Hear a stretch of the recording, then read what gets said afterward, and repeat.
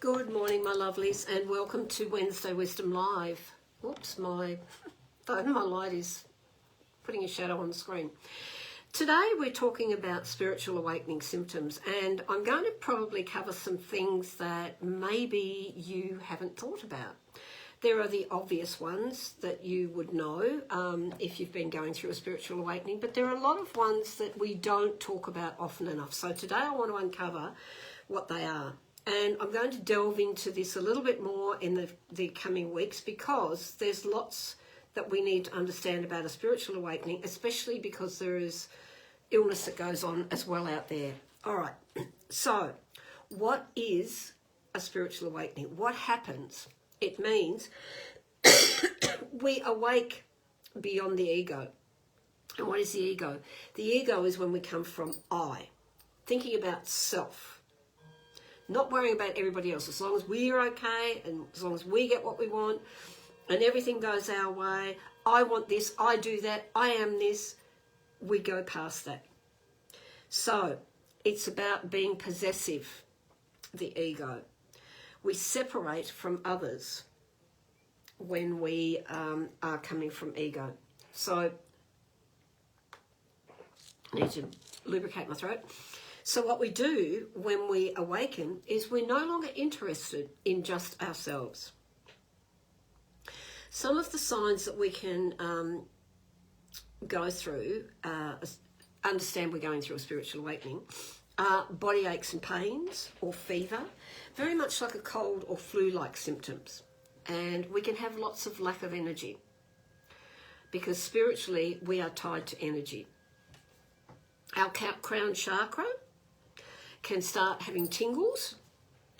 We can have change in sleep patterns, so we can either sleep a lot more or we can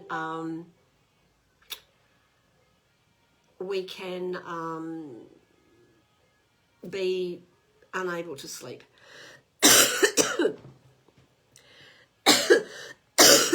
Excuse me.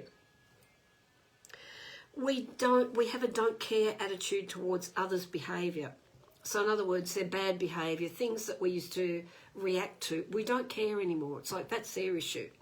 We stop judging others and stop judging ourselves. We have more compassion for ourselves. We have a lack of interest in drama or conflict or worry. We just can't bother with all the drama, the gossip, all that sort of stuff anymore. We become restless, not accepting everything we once took for granted. So we start questioning things. Our lives start to change. We feel different.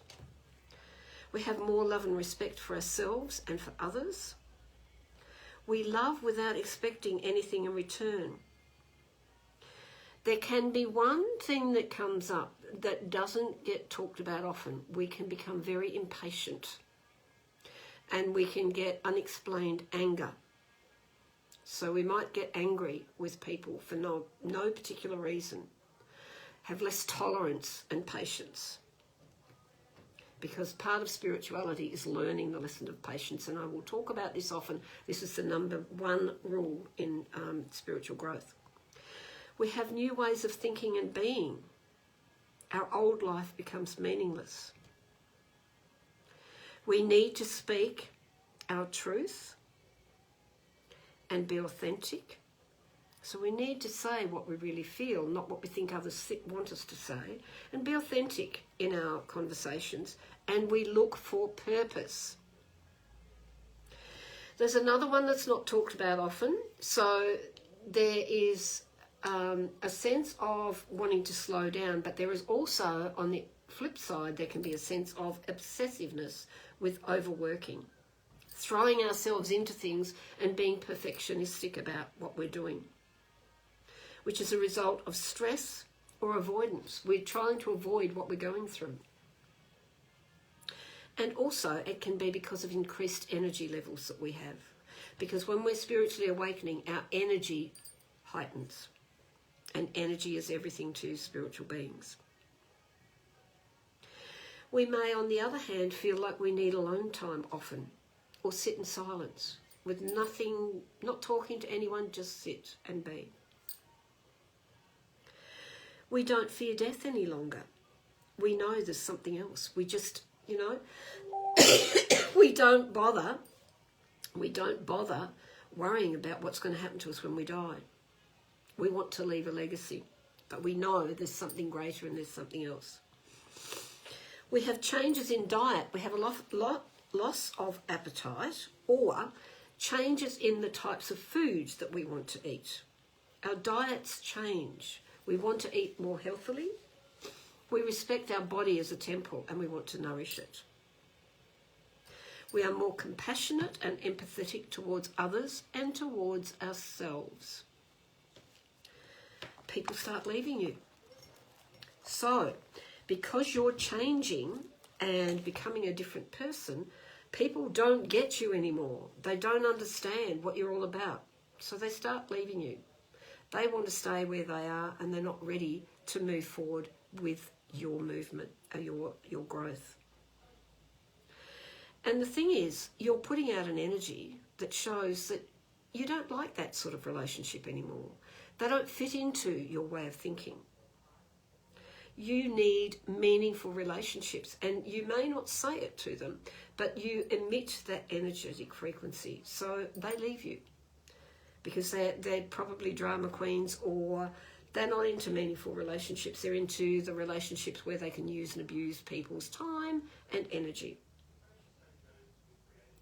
You start to let things happen rather than making them happen. In other words, you start to realise that you can't always control everything. You think spontaneously and you tap into your intuition more. You want to be of service. You want to help others. It's not all about I, remember, it's not about the ego any longer. You feel a strong connection to nature and animals and people that you've never been drawn to before. You would never think they would be your friends before. You're connected to everything. You feel a strong connection to everything. Your 5 senses, your 5 physical senses are heightened. You have heightened sensitivity in all of your senses, so taste, hearing, touch, sight and smell. So you will smell things before other people do. This is why your appetite changes, because your taste buds have changed. You'll hear sounds that other people can't hear because your hearing is heightened. And you'll see things that other people miss. You have premonitions which come true. Your dreams become realities. You have vivid dreams or recurring dreams. You're seeking spiritual development. And you have a sense of emptiness, which leads to depression. Not always, but sometimes. So if you're prone to depressive moods, a sense of emptiness, because your life doesn't fulfill you anymore. The life that you knew doesn't excite you anymore. You want difference in your life.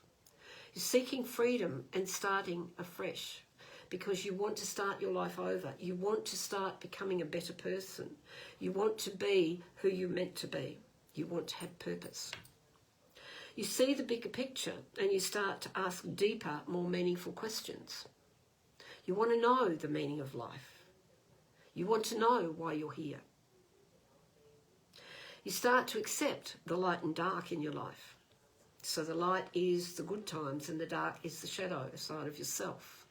The sides that you may not like to show in the light, but you start to accept those and realise they need to come into the light. You understand you have the power to create your own reality. You are more in the moment rather than thinking about the future or the past. And you dwell less in the past than being in the moment to experience life as it is now. And you have a change in lifestyle choices. So that's part of spiritual awakening, signs and symptoms. It goes into a little bit more of the things that you may not have thought about before, but there's a lot of them. Can we choose when to spiritually awake? No, we can't. But we can help our spiritual awakening. And how can we do that? we can declutter the lives that we have. Get rid of things that don't serve us. So if you find that friends are leaving you, let them go. Clean up our mess in our lives. Clean up the things that you've been bringing with you, you know, like the baggage that you've had from the past that you still keep delving into. Clean it up, let it go, and start afresh. Meditate for that quiet time, that silence. Spend more time in nature. Do some self-reflection. Look at the things that you can perhaps change about yourself that make you a better person, become more compassionate, more empathetic, can be of service, and can incorporate the we, the oneness, the connection to everything and everyone, and connection to the universe rather than what about me. And look at giving yourself self-love and self-care. So there's some of the things that you can do to make your spiritual awakening easier. I will talk about the dark night of the soul in another one down the track, and I will talk about a Kundalini awakening.